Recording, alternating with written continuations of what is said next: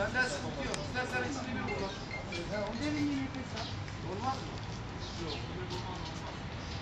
Abi yarın bundan yarın Güzel bir şey. Biz de uzmanlık konuşmak yapsak işte sen onunla Burada bilmem. 6 tane ilgi toplayacak. Tamam. Sen bana ver ben sana. Sağlık çalışanlarına çok teşekkür ederiz. Evet. O zaman şartlar. Ben orada köylüyüm orada. Sıkma kendini. Derin bir nefes al. Allah devletimizden razı olsun.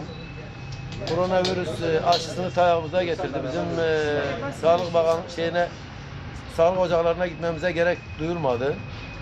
Teşekkür ederim. Sadece bastırıyorsunuz. Evet abi.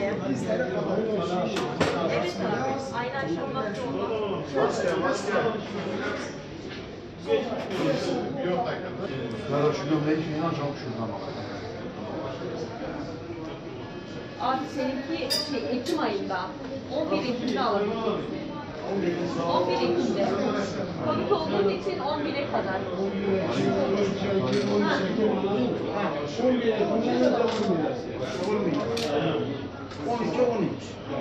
12'den sonra, 11'den sonra Hangi gün geldi? 11 işte geldi.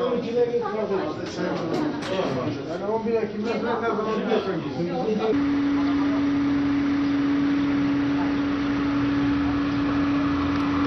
Helal sana senin numarası mıydı?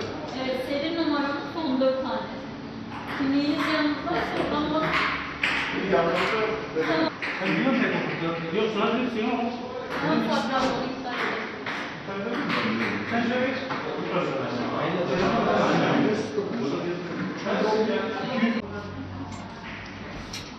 Serbest mi?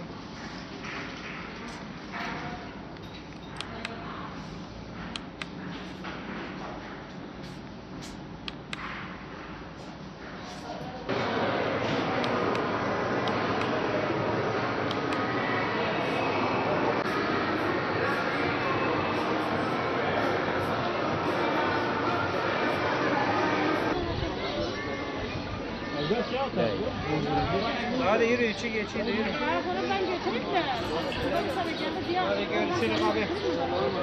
Eyvallah.